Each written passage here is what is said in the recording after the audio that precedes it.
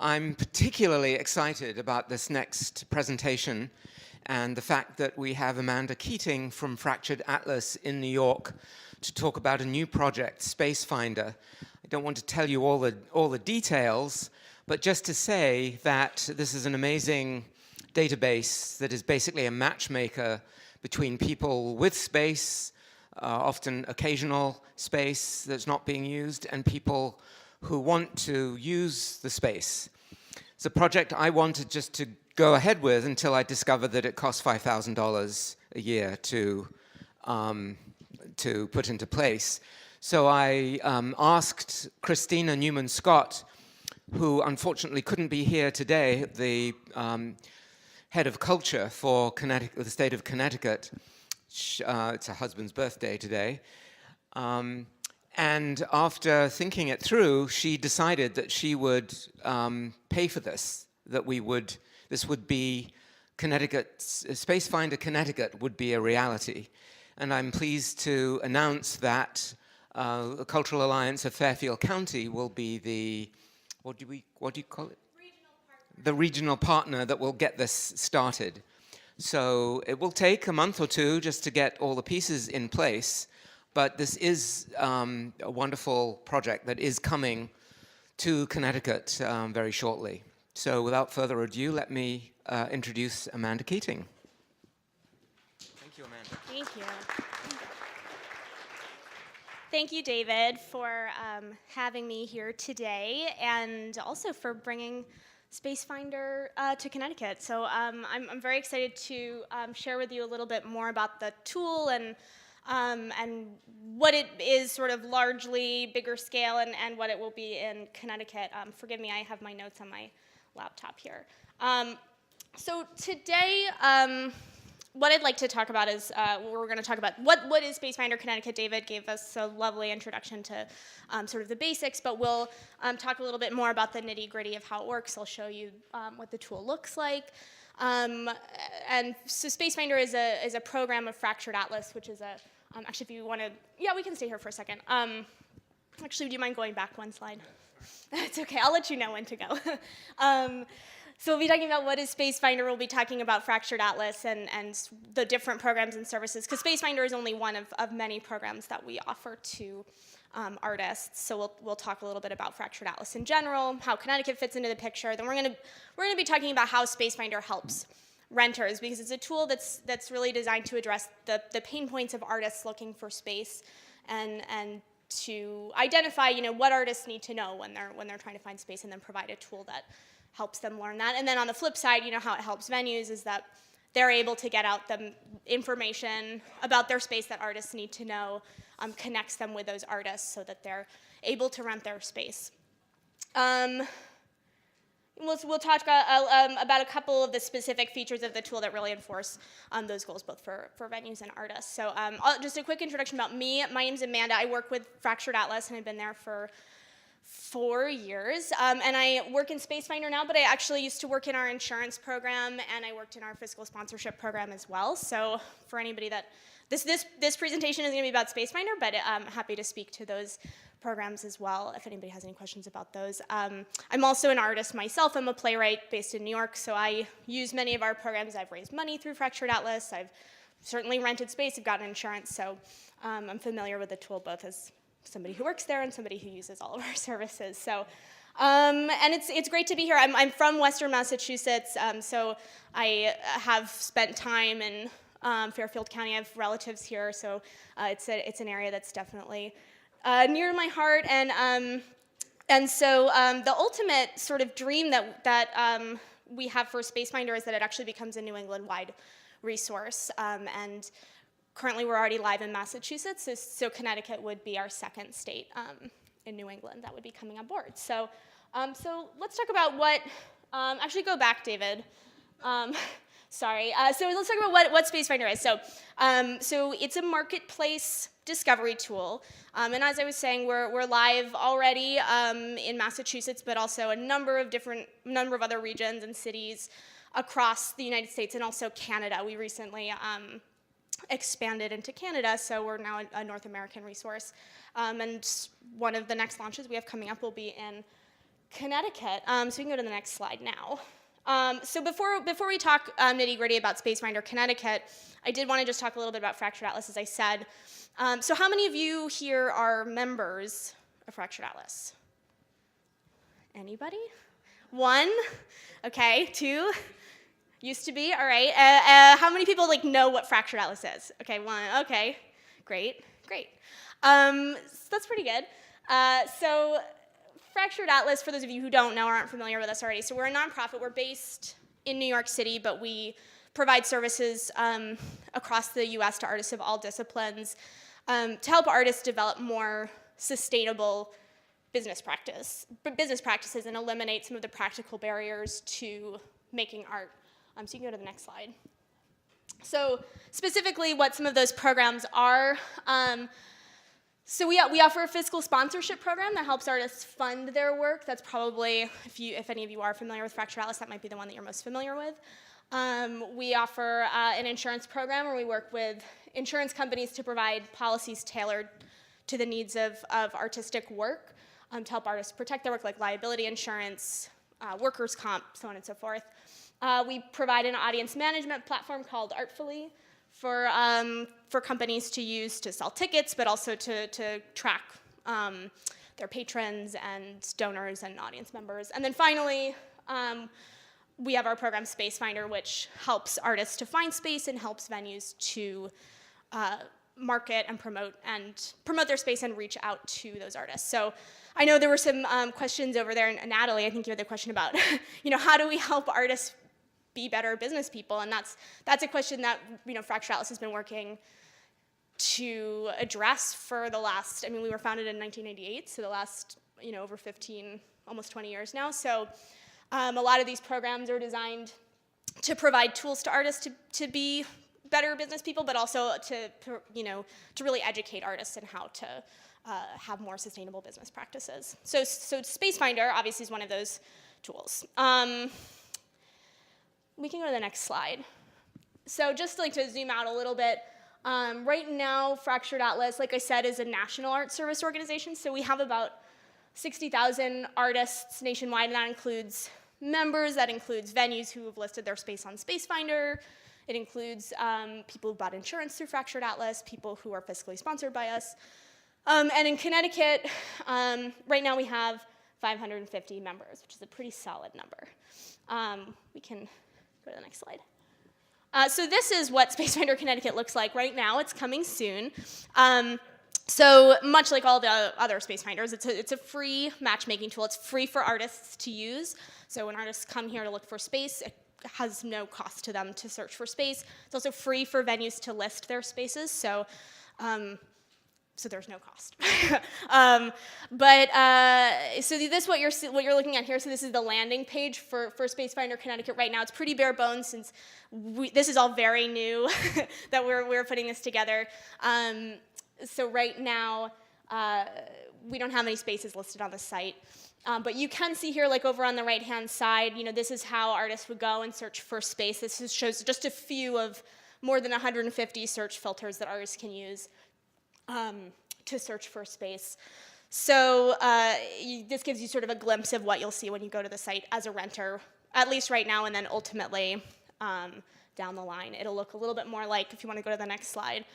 This is Massachusetts. So you see here, obviously, a map of Massachusetts, and right now we're climbing up to 455 spaces. Originally, we were just SpaceFinder Boston in Massachusetts and expanded statewide, but we're taking a more statewide approach with Connecticut, as we have in some other regions as well. So you'll see some of the spaces listed over here. These ones are both in Boston, but we do have spaces you can see statewide, and again, artists would come here to search for those spaces. So let's go to the next slide, David. Thank you.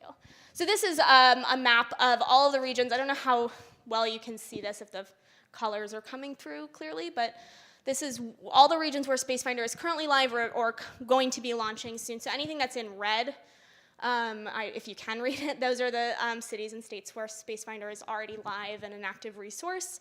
And then any in yellow are regions where we're coming next. So you'll see Connecticut is among that collection: Portland, Oregon, Utah, Nashville. There's also a region in Canada called Mississauga. It's a pair of cities called Mississauga and Brampton, where we're also launching upcoming. So you can see it's a pretty big resource, and we're working in a lot of different regions, and that's a big reason why we partner with organizations like the Cultural Alliance, because I'm pretty much a one-man band running this program, and I have a limited amount of expertise about every region that we go to, and so working with our regional partners, that's a hugely fundamental part of this tool to make sure that what we're bringing to each region is meaningful to that community. Our expansion, I know I mentioned that we expanded to Canada. That's a relatively recent project of ours, but has been a big next step. This is our first Fractured Atlas program that's gone outside the country. We can go to the next slide. So let's talk sort of specifically about the tool and how it works. So I find it useful when doing that to think about other online platforms and other online tools that that provides comparable or sort of similar services, so that it can help you kind of contextualize how SpaceFinder works. So Uber is one that I like to use because Uber helps you find available resources, right? Like, I need a car to take me from point A to point B. Who's available to do that? We can go to the next slide. And then another service I like to bring into the mix is Airbnb, because that's a service that helps you find alternative spaces that you wouldn't otherwise know about through a Google search, or might be more off the beaten path. I mean, in this case, it's residential space. So this sort of key thing of finding both space that's available and that's maybe alternative, that's not easily findable or not the first thing that would jump to mind. So we can skip to the next slide. So that's really what I think is at the heart of SpaceFinder, is uniting those two pieces for renters. So it allows renters to discover both alternative options that they might not have known about that are actually going to be available to them. I know that Richard Epstein's presentation earlier about alternative space. So this helps. I mean, SpaceFinder, and you'll see there's very traditional spaces on here as well, but a big goal of the tool is to highlight for artists not only the spaces that they already know about and to connect them with traditional spaces to work in, but also alternative spaces. We can go to the next slide. So, like I said before, SpaceFinder is a tool that's kind of founded on the idea that we want to address the pain points of renters and really address for them, what are they running into when looking for space that's frustrating and that's an obstacle and that's a challenge, and how can we eliminate that? So at the outset, when an artist is looking for space, and I'm sure many of you know this, some of the key things that you might need to know is, where is the space? Is it close to where I live? Is it close to public transportation? Can people get there easily? How much does it cost? Is it within my budget? Am I going to be able to afford it? Will I have to cut costs in other places in order to work in this space?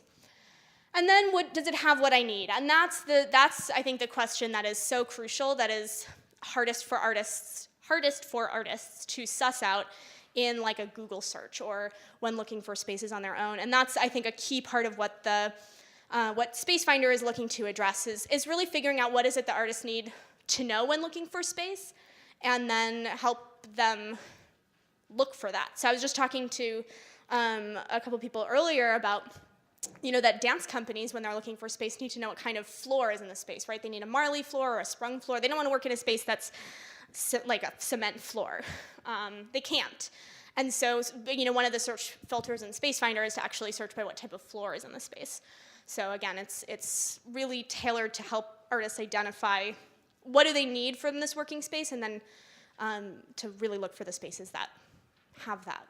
We can go to the next slide. Yeah, so this is what I'm talking about. So the search functionality that we have in the tool, I think I mentioned before, there's over 150 different search filters that artists can use when looking for space. And location and cost are surely, some of the most important factors for artists, but, like I said, they're also able to search by what type of floor is in the space, especially crucial if you're a dance company. What's the capacity, can I have an opening for this exhibit? I need at least 100 people in this room. Is the capacity going to allow for that? What kind of equipment is in the space? Is there a soundboard? Is there recording equipment? Is it accessible? Is there an elevator? Is it ADA compliant? What kind of instruments in the space? I need a drum set. I need a piano. Am I going to be able to find those in this space? So it cuts out a lot of the back and forth that's often necessary when renting space for artists. Asking the venue if it has all of these things, because the listing on SpaceFinder will already include all this information, and it even allows artists to search by it. We can go to the next slide. So then how does SpaceFinder help renters? I think we've kind of been talking about a lot of this already. So it demystifies the rental process by providing a centralized location where this crucial information can be found and searched for. They're not having to dig around through Google or other places to collect all these key pieces of information that they need to know. The goal is to have it really all live in this centralized space. Number two, it illuminates alternative options like we were talking about with sort of like Airbnb options artists might not have otherwise been aware of, non-traditional spaces that could be really exciting to work in. It eliminates the barriers to booking space, and I'm not going to get into too much detail about this, but one kind of very cool aspect of the site is that it allows artists to actually book directly through the site as well. So if you find a space that you really want to work in, you can actually go ahead and request that space right there and then on the listing. So it just, again, kind of centralizes the process, makes it much faster and more simplified.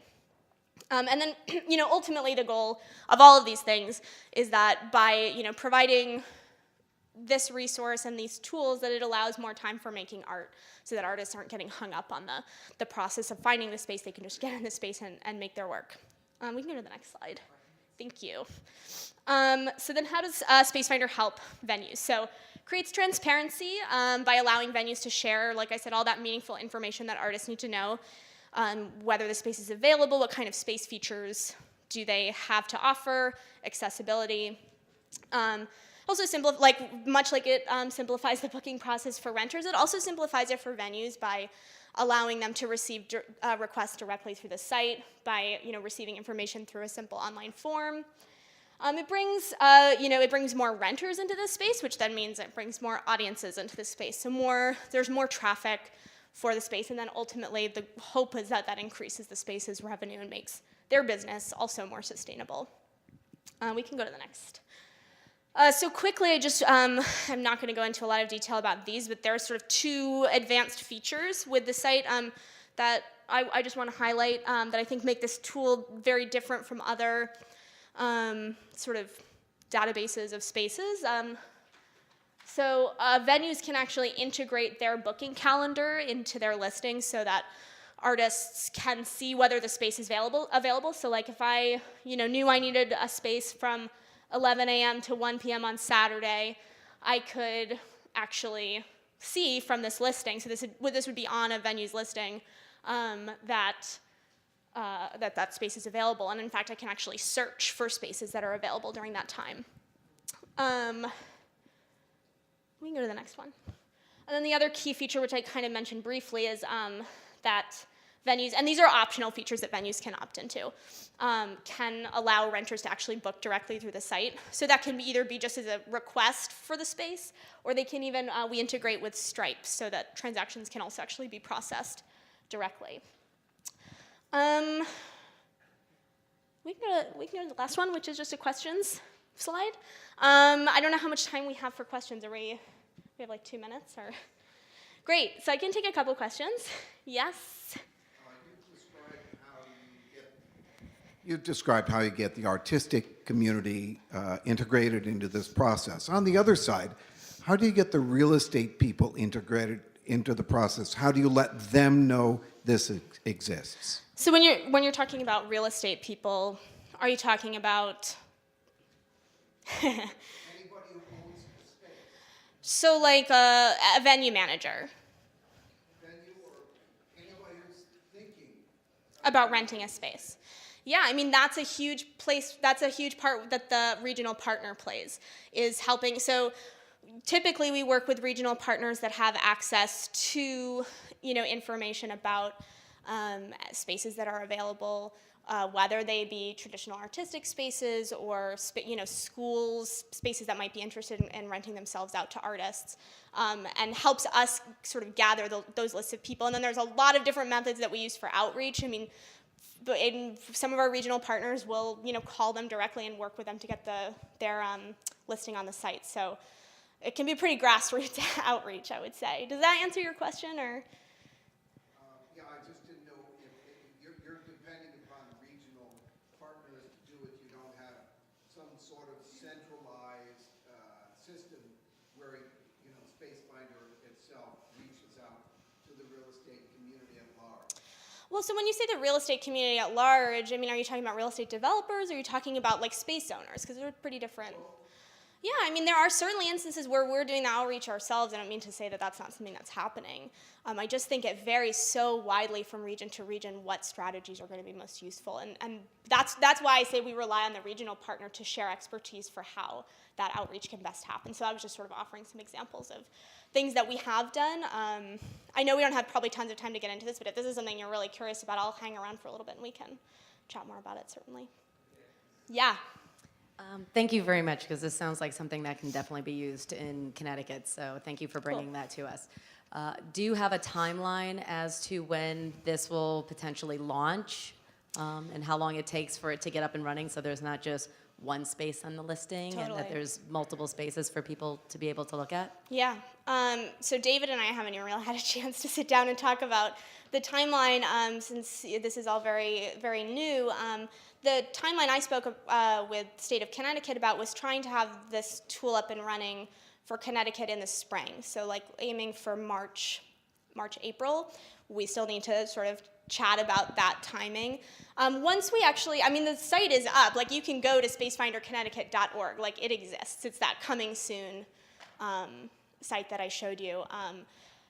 Once this tool has been launched and we're actually conducting these outreach efforts that I'm talking about, which was probably going to be closer to the new year, it usually takes a couple months, to really like get people in it. And typically we aim to have at least 100 listings on the site before formally launching it publicly.